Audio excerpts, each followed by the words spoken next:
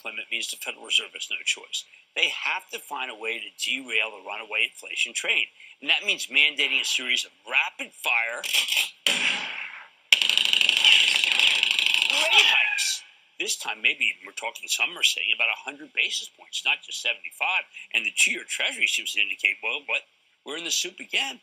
Every time we get seemingly positive economic data, you have to remember that it's terrible because it gives the Fed more reason to bring on the pain. The house of pain. Good news is indeed bad news, and this employment number was great news, so the inverse is in play. And that means the hawks are right, and more rate hikes are easily assured and justified.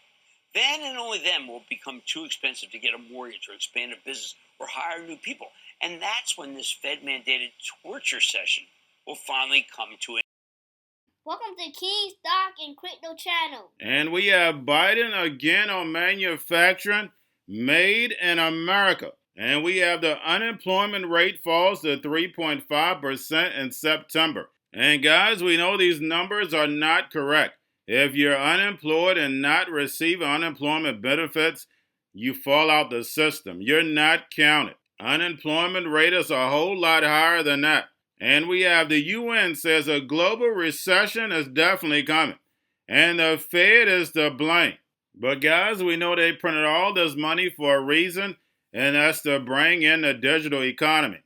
And we see Biden promoting IBM $20 billion manufacturing deal. Now, guys, we're going to have a big week in the stock market. It's going to be a roller coaster ride. We have banks reporting this week, JP Morgan, Citi, Morgan Stanley, and Wells Fargo. There's over 500 reporting this week. So we're definitely going to have some pumps and dumps. And we have Credit Suisse to buy back $3 billion in debt, plus selling the historical Hotel Savoy. Now we know the American banks are in great shape because we see the stress tests. But we know the strong dollar is killing the emerging markets and their banks. But again, guys, that's all on purpose. And we have Elon Musk's Tesla stock moving down close to its lows. And we know he's been selling stock just like the rest of the CEOs and CFOs. Now we have Rivian recalls 13,000 vehicles. Also, we have Polestar confirms it will deliver over 50,000 electric vehicles in 2022. And guys, this electric vehicle rollout is global. Remember, everything that has to do with the fourth industrial revolution, the rollout is global. I'm not your financial advisor, not financial advice. Please do your own research. But that's the reason why if you're investing and picking the right stocks, you're going to be fine, especially if you're young. Now we have GE is laying off 20% of its United States onshore wind power employees. Now guys, we know this digital economy is going to put a lot of people out of work. And we know that's the reason why universal basic income has been reported. And then when you bring in cryptocurrencies and you can airdrop free money, what are people going to do while they're sitting at home?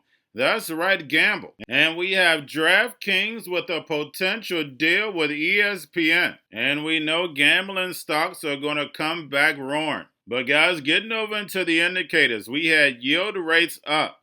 We had the dollar up. We had the VIX up. And what does that equal? That's right, the stock market down. And it took another beating today. But like I stated, guys, the banks report. So we're definitely going to have a roller coaster ride. But that's all I have for you. Have a wonderful day. False. Would you close down the oil false. industry? By the way, I would transition from the oil industry, yes. Oh, I will that's transition. a big statement. It is a big statement. That's a because big statement. I would stop. Why would you do that? Because the oil industry pollutes significantly. I see. And here's the deal. But That's you a can't big do statement. that. Well, if you let me finish the statement, because it has to be replaced by renewable energy over time. Over time. And I'd stop giving to the oil industry, I'd stop giving them federal subsidies. He won't give federal subsidies to the gas, excuse me, to solar and wind. Yeah. Why are we giving it to oil industry? We actually do All give right. it to solar and wind. We and have that's one maybe the final biggest. Gas prices arise again after OPEC Plus decided on Wednesday to dramatically cut its oil production next month. According to data from AAA, national average price for a gallon of gas is $3.89 now. That's the highest price since late August. The rise comes after months of steady declines. Democrats are displeased with the November elections less than 5 weeks away.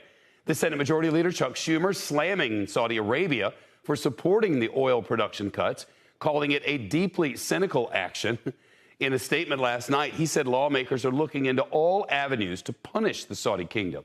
And in an interview today on Morning Joe on MSNBC, the Democratic Senator of Illinois, Dick Durbin, questioned whether the U.S. should even trust Saudi Arabia. But you wonder, the United States has this nominal alliance with a country which doesn't seem to share our values. And when it comes down to the time of war, the invasion of Ukraine comes down on the wrong side. I question whether or not they are our allies. Now you do. Now several Democrats are looking to retaliate. CNBC's senior White House correspondent Kayla Tausche spoke with some of them. What are they proposing, Kayla? Shep, they want answers and they want action. Many lawmakers backing a range of proposals punishing Saudi Arabia for its role in this week's decision and the fallout for the U.S. Abigail Spanberger of Virginia wants to strip OPEC countries of antitrust protection, opening them up to lawsuits. That NOPEC legislation had bipartisan support in Senate committee vote back in May.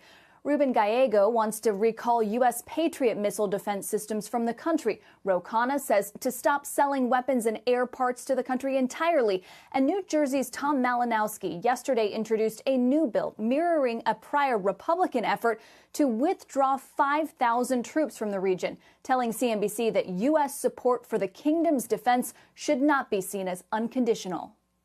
Right now, I think they just count on us to always protect the relationship from the consequences of their misbehavior. They never ask the question, well, should we do this? Should we murder a Washington Post journalist? Should we spike the price of oil? After all, the United States provides us with security. They are an important partner. They also want to know why President Biden went to the Crown Prince in person and what the U.S. actually achieved on that July trip. California progressive Ro Khanna told me he wants Brett McGurk, the head of Middle East policy at the National Security Council, to testify before Congress. Khanna says McGurk convinced the president to go over others' objections. With Congress out of session, delaying any possible legislation, the administration is again pointing fingers at the oil industry. Officials privately warning of a potential ban on exports of U.S.-produced gasoline and suggesting companies should simply cut prices and profit less. Where are Republicans publicly on this, Kayla? Well, Republicans have by and large reverted to a common criticism that they've had since the beginning of the Biden presidency, that U.S. energy production and independence should never have been disincentivized.